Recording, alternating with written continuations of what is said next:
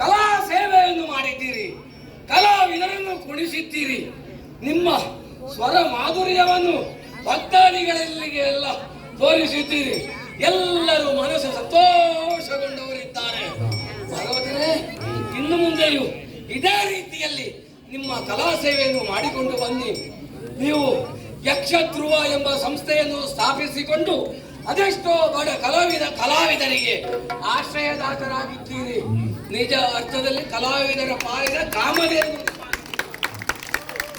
ಇನ್ನು ಮುಂದೆ ಇದೇ ರೀತಿಯಲ್ಲಿ ಕಲಾ ಸೇವೆಯನ್ನು ಮಾಡಿಕೊಂಡು ಬಂದಲ್ಲಿ ಭಾಗವತಿಗೆಯನ್ನು ಮಾಡುವುದಕ್ಕೆ ಬೇಕಾದಂತಹ ಸ್ವರವನ್ನು ಒದಗಿಸಿ ಕೊಡುವುದು ಮಾತ್ರವಲ್ಲದೆ ನಿಮ್ಮ ಕೀರ್ತಿಯನ್ನು 3 ಲೋಕಕ್ಕೂ ತೋರಿಸಿಕೊಡ್ತೇನೆ. ಪ್ರತಿ ವರ್ಷವೂ ಈ ಕ್ಷೇತ್ರಕ್ಕೆ ಬಂದು ಕಲಾ ಸೇವೆಯನ್ನು ಮಾಡುವುದಕ್ಕೆ ಅವಕಾಶವನ್ನು ಒದಗಿಸಿಕೊಡ್ತೇನೆ.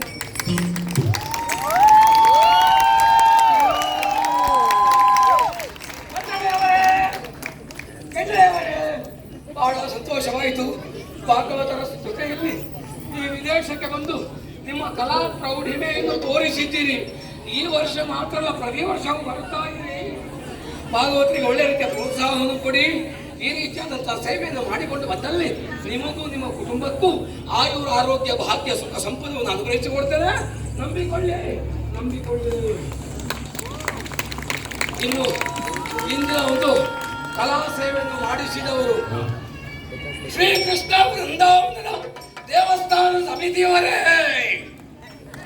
ನಿಮ್ಮ ಭಕ್ತಾದಿಗಳನ್ನೆಲ್ಲ ಸೇರಿಸಿಕೊಂಡು ನಾಡಿನ ಸಂಸ್ಕೃತಿಯನ್ನು ಉಳಿಸುವಂತ ಕಲಾ ಸೇವೆಯನ್ನು ಈ ಕ್ಷೇತ್ರದಲ್ಲಿ ಮಾಡಿಸಿದ್ದೀರಿ. ಜನ್ಮಭೂಮಿಯ ಸಂಸ್ಕೃತಿಯನ್ನು ಇಲ್ಲಿ ನೀವು ಮಾಡಿಸಿದ್ದು ಬಹಳ ಸಂತೋಷವಾಯಿತು. ಇನ್ನು ಮುಂದೆ ಇದೇ ರೀತಿಯಲ್ಲಿ ಕಲಾ ಸೇವೆಯನ್ನು ಮಾಡಿಸುವುದಕ್ಕೆ ನೀವು ಪ್ರೋತ್ಸಾಹವನ್ನು ಕೊಡಬೇಕು.